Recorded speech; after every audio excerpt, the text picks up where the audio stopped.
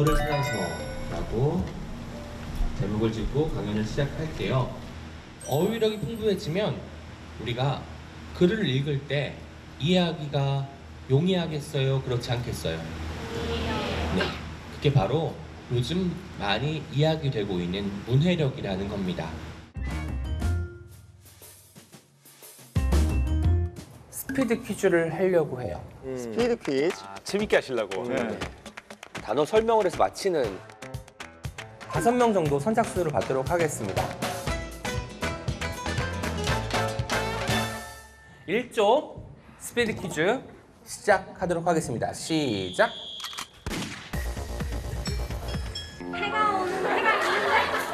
해가 있는데 비가 오네. 정답!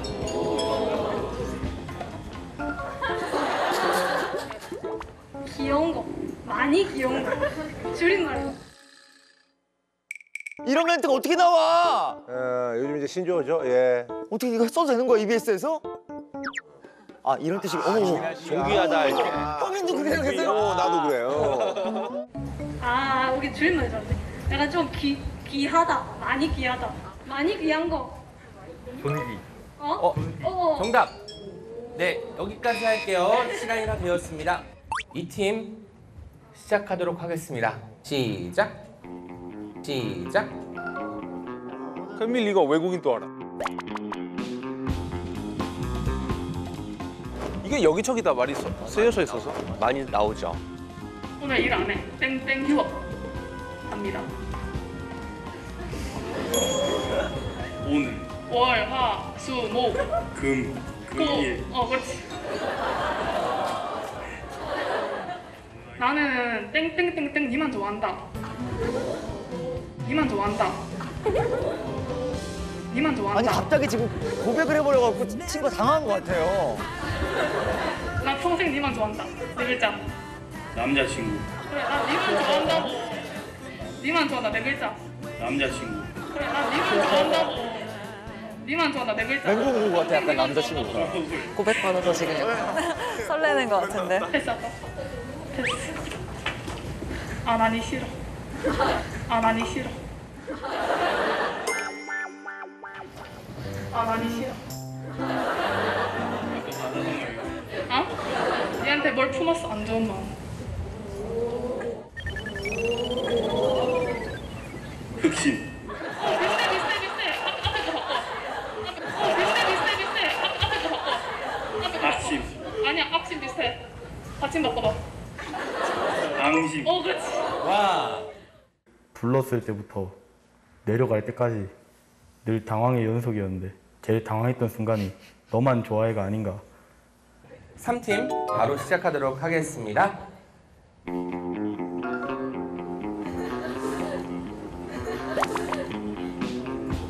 솔직히 저 기적 소리 모르겠어요. 기체에서 나는 소리가 이제 기적 소리. 네, 미라클 사운드야, 미라클 사운드. 네? 기적. 기적이 일어날 때 소리. 뭐 이런 거.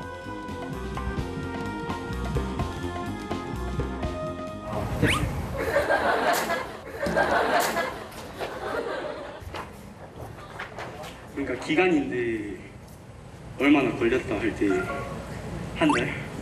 한 달? 진짜 아예 모르는 거야. 사흘. 사흘은 모르는 거예요. 작실상일, 작실삼일.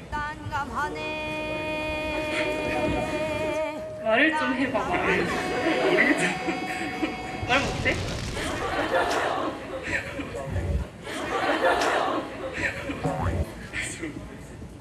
네, 다 됐고요. 이 조는 이제 이 둘이 왠지 좀 냉기가 흐르고 있습니다. 하지만 요정 변치 않았으면 하는 바람이 있어요. 아니 너무 어려웠어요. 저희 팀 딱 봤을 때 가장 어려웠던 단어는 뭐예요? 기적 소리. 그냥 처음 듣는 그런 것 같아서. 4조 잘해보세요. 시작! 이게 빨간데 이게 뭔가 나쁜 신호야. 신호? 정답. 정답.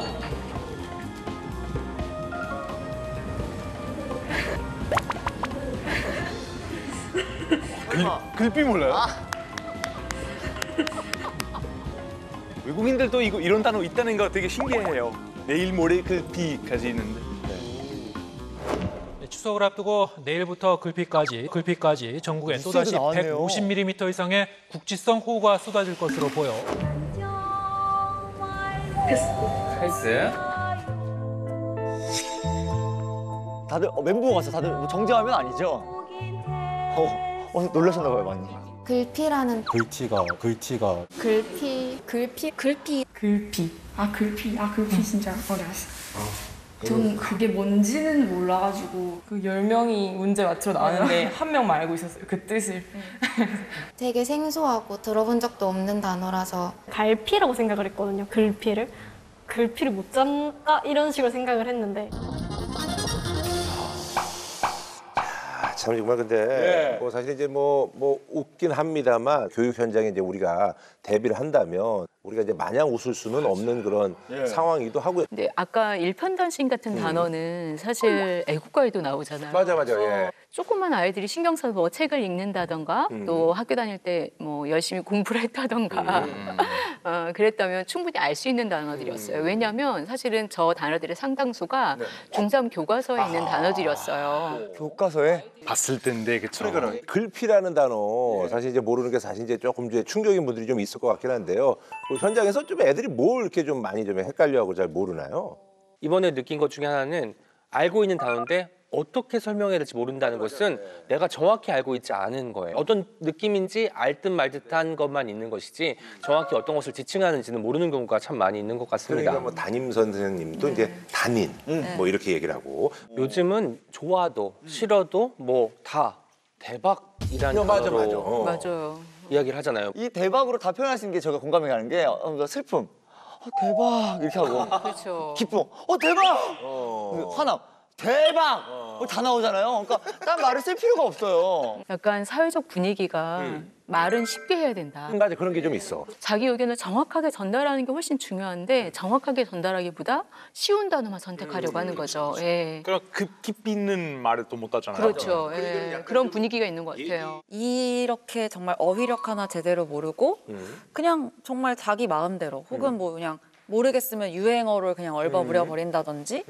뭐 아니면 정말 정식적인 글에 뭐 이모티콘을 남발한다든지 뭐 모르겠으면 뭐 유유 뭐 그냥 너무 좋았다 웃음 이런 표현들이 하트도 그리고. 네, 그러니까요. 그래서 그런 것들이 이 아이들이 과연 사회에 나가거나 나중에 이제 어떤 문서를 쓸 때 잘 할 수 있을지 저는 걱정이 많이 됩니다. 자, 그래서 말이죠. 저희가 1년에 걸친 그 프로그램 준비 과정 동안 정말 특별한 시도를 해봤는데요. 국공립대 전국대학교 신입생들을 중심으로 해서요. 글쓰기 테스트를 시행해봤습니다. 자, 랜선 모임만큼 신박한 것은 없다 해서 이제 성인이 되어 친구들과 술도 먹고 놀고 싶지만 코로나 때문에 만나지도 못하니 답답해 미쳐가는 와중에 많이 답답하셨나 봐요. 자, 요새 SNS도 많이 하고 우리가 사람들하고 문자로 많이 그 이야기를 주고 받잖아요. 그런 방식으로 좀 저런 글을 쓰는 거예요. 그래서 사실 이제 다시 한번 말씀을 드립니다만 이게 사실요 우리가 이제 편안하게 이제 친구들하고 뭐 이제 뭐 그냥 SNS라든지 아니면 뭐 필담을 주고 받은 게 아니라 강희 씨가 이렇게 과제를 주고 했는데 이런 글을 썼다라는 게 좀 문제인 것 같아요. 근데 요즘 이탈리아나 유럽에서 똑같은 문제예요. 그러니까 전 세계적인 진짜 문제예요. SNS 쓰는 것처럼 공식적인 자리에서 그대로 쓰는 거예요. 자, 그럼 말이죠. 저희가 이제 다음 글 한번 좀 보도록 하겠습니다. 코로나로 집에만 있다 보니 우울증, 집순이, 가로 열고 방코, 가로 닫고 등을 걸리는 사람들이 많아지고 있어서 인간관계, 사회관계가 단절되어 가고 있다 해서 쭉 제가 좀 읽기도 노래방 같은 데서 쳐놀다가 이 정부의 말을 어기고 그 짓을 했을 경우 이 쳐놀다가 뭐 그 짓 이 자체가 이 어휘 자체가 굉장히 감정이 화가 난 감정이 담겨 있는 것 같아요. 저는 많이 눈에 띄는 게 이 물음표 계속 쓰는 거예요. 뭐 멈추라고 물음표, 권고 물음표.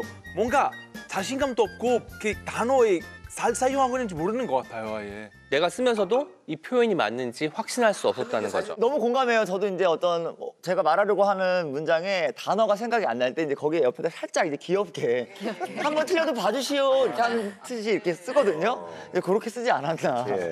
초등학교 때부터 중학교 때까지 이런 어휘력이 그렇게 풍성하지 않은 상황에서 대학을 가다 보니 자기 생각을 이렇게 이제 표현하는 게 쉽지 않지 않느냐. 우리가 이제 그 대학생들의 과연 그 글쓰기 어떤 수준이 어떤지 네. 글의 어떤 난이도를 전수 분석을 해봤는데 네. 대학생 수준은 이제 볼 수 있는 그 1, 2등급, 1, 2등급이 이제 대학생 수준을 볼 수 있는 건데 36%에 불과했다. 반도 안 됐다고요? 예. 말도 안 돼. 심지어 이제 정말 심각한 거는 예. 11%는 초등학교 수준밖에 되지 않았다. 되지 않았다. 예.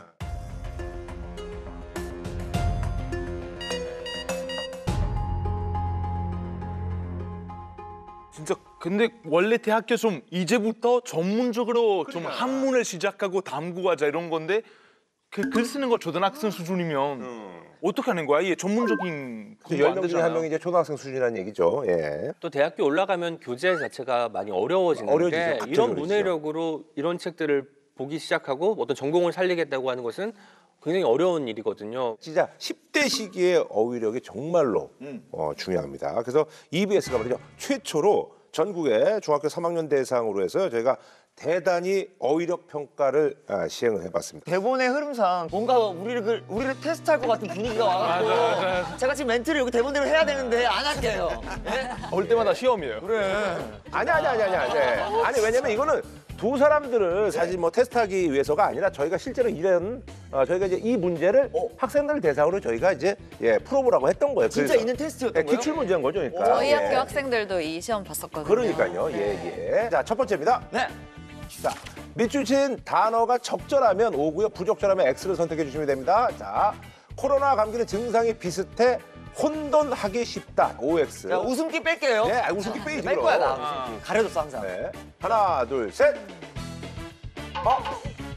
우리 저 O. O고. 저는 X예요. X. 갈렸는데, 예, 광희 씨는. 저 혼돈이 뭐냐면요. 혼돈은 약간 혼돈의 시기, 뭐 혼돈의 세계 막 이런 거죠. 약간 막 너무 뭔가 여러 가지로 힘든. 그래, 이런 상황 아니야, 예. 혼돈. 맞아요, 혼돈. 네, 지금 혼돈의 시기. 근데 저거는 혼동하기 쉽다, 혼동. 아, 혼동. 예. 저는 혼동이라는 말 모르는데 이 혼이라는 한자 그래도 느낌이 알아요. 한자 그러니까 나오는 헷갈리다, 그럼 곤란하다 이런 거니까 뭐 찍어봤죠, 이제 외국인으로서. 그래. 아, 예, 알겠습니다. 자, 정답은요? 예. 제발. 예, X입니다. 예. 광희 씨가 정확하게 비교적 정확하게. 진짜요? 웬일로 칭찬을 하시네?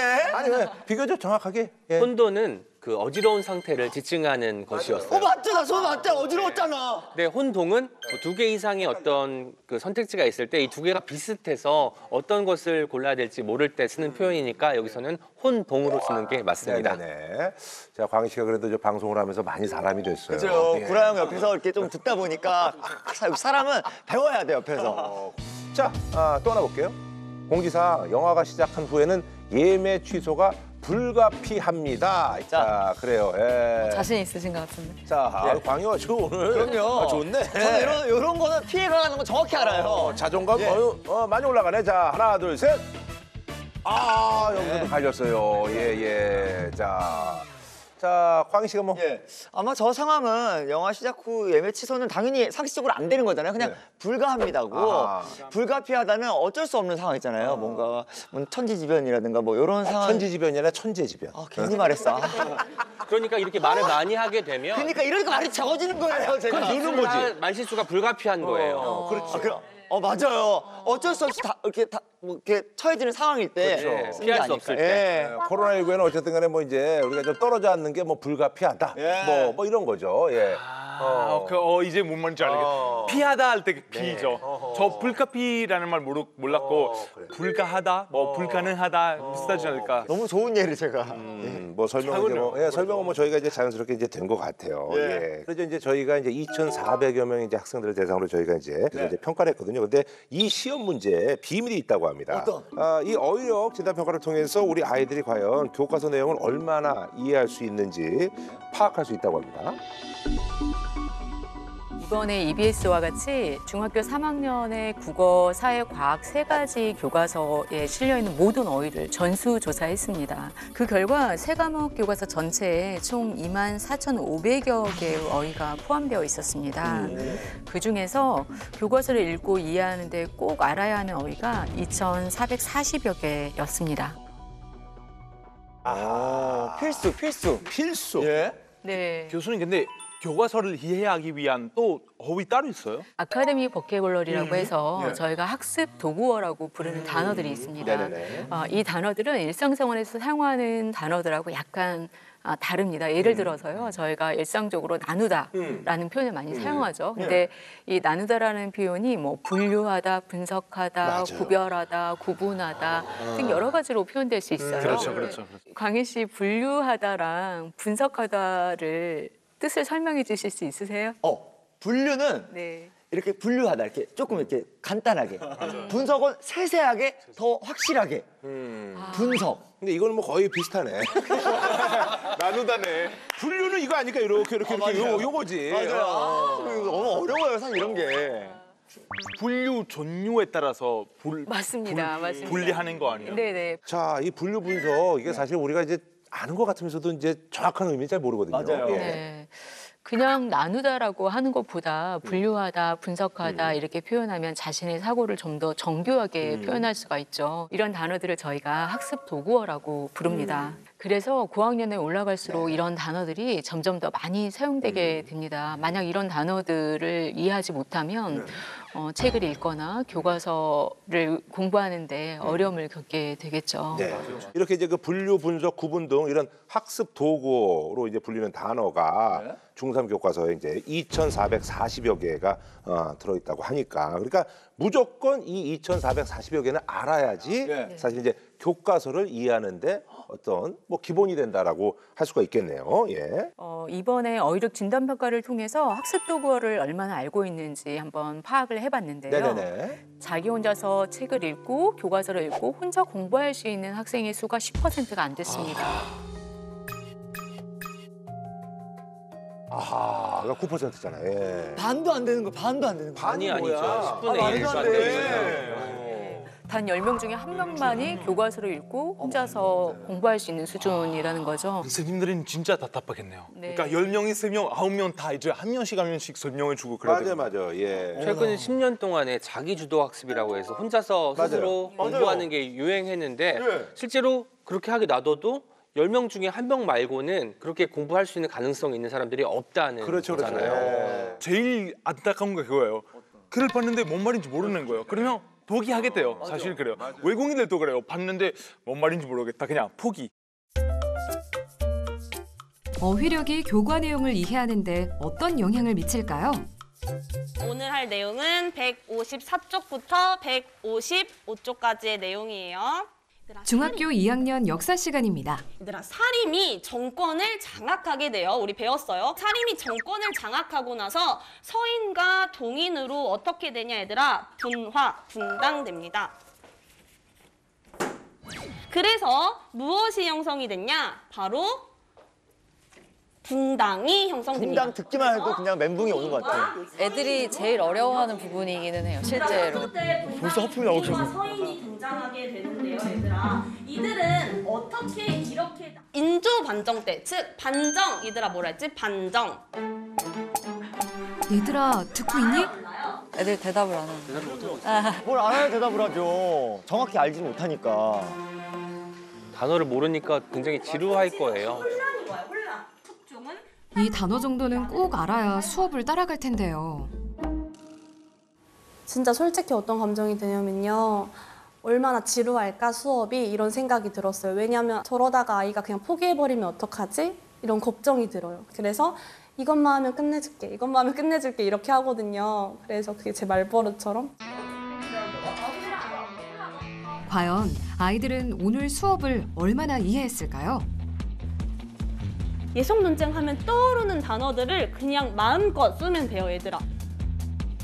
방금 배운 내용이니 수업 내용만 제대로 이해했다면 마인드맵을 잘 그릴 수 있을 텐데요.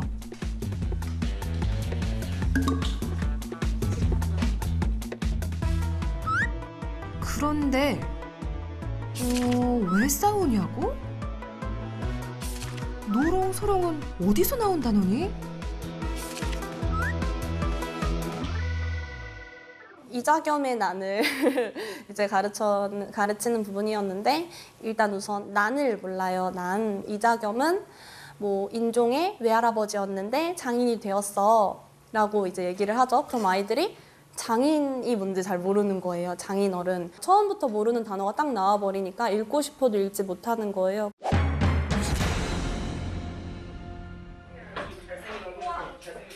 아이들을 위해 선생님이 이번엔 새로운 수업을 준비했습니다. 어휘를 몰라 수업을 포기하는 일이 없도록 그동안 해보지 않았던 시도를 하려 합니다. 시간을 줄 테니까 얘들아 그냥 가볍게 읽으면서 내가 이 단어 모르는 것 같은데? 라고 하는 거에 동그라미 쳐봅시다. 수업이 시작하자마자 모르는 단어부터 찾아보게 했는데요. 아이들이 찾은 단어 중에는 이번 수업의 주요 어휘들이 꽤나 많습니다. 정계, 정권, 반정, 공론 이거 그런 거랑 예송 이런 단어도 다 몰랐던 것 같아요. 아이들도 자신들이 생각했던 것보다 몰랐던 단어들이 꽤나 많았다는데요. 얘들아 변질이라는 건 원래 성격과는 다르게 변해버렸다라는 의미입니다. 인조가 광해군을 몰아내고 정권, 정치적 힘을 잡았어요. 이렇게 참여시키고 얘들아 공론, 우리 공론 많이 찾았죠. 모든 사람들의 공통된 의견을 바탕으로 정치했어요. 서인과 남인 사이에 예송, 예절에 관한 논란을 가지고 논쟁, 다른 의견 오늘 배워야 할 내용을 설명할 때에도 꼭 알아야 할 핵심 단어의 뜻을 계속해서 되짚어줬는데요. 약간 집중하는데요? 눈빛이 달라졌죠, 이렇게 조금. 나누어진 사람들, 사림이 분당됐다. 이걸 두 글자로 뭐라고 한다 그랬죠? 붕당이라고 했습니다. 와. 예송 논쟁이 발생합니다. 저런 순간이 공부가 쌤이 얘들아, 재밌어지는 예송 순간 찾았죠? 같아요. 예송 뭐라고 했어요? 무엇에 관한 논란이라 그랬죠? 예절에 관한 논란이 발생하게 됩니다. 아이들뿐만 아니라 선생님도 수업이 재밌어지는 순간입니다. 그다음 두 번째 내용 봅시다, 얘들아. 수업의 효과는 마인드맵 결과에서도 확인할 수 있었는데요. 만약에 제도 같은 거 이름도 이름만 알고 뭐 하는 제도인지도 모르고 그냥 넘어갔었는데 오늘은 뜻도 찾고 반정 이런 거가 뭐 하는 건지도 알고 하니까 아 이게 이름이 이렇게 붙여진 거구나 싶어서 이해하기 쉬웠어요. 뭔가 지금까지 이렇게 찾아보고 하니까 내가 제대로 알고 있는 단어가 아닌데도 내가 안다고 착각을 했구나라는 생각이 들면서 좀 더 쉽게 이해하려면은 외운다고 생각하지 말고 그 뜻을 정확하게 파악하는 게 중요하다고 생각했어요. 어휘력이 부족하다면 학습에 얼마나 많은 부분을 포기하게 될지 한눈에 알 수 있는 결과네요.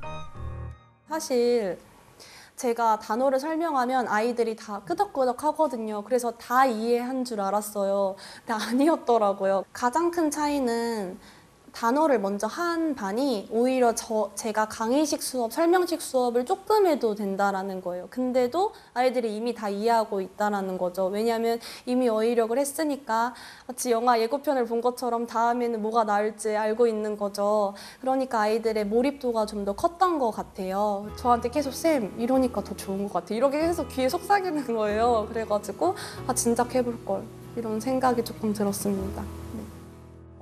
네. 자, 어쨌거나 말이죠. 저희가 이제 그 VC를 통해서 같은 수업이거든요. 그리고 같은 선생님인데 수업의 어떤 그 방식을 조금 바꿨습니다. 예, 이게 차이가 확실히 좀 나네요. 예. 한 수업은 원래 선생님이 하시던 대로 수업을 하셨던 거고요. 또 하나의 수업은 수업하기 전에 아까 보신 것처럼 미리 모르는 어휘를 찾고 어휘에 대해서 학습한 다음에 수업을 진행했습니다. 딱 그 차이 하나였는데 결과는 굉장히 크게 나왔습니다. 깜짝 놀랐어요, 진짜. 진짜 이 외국어 공부할 때 그렇게 하잖아요. 모르는 어휘력 먼저 나오고 맞아요. 그다음에 글을 읽기 시작하는데 확실히 효과가 있는 거예요. 확실히.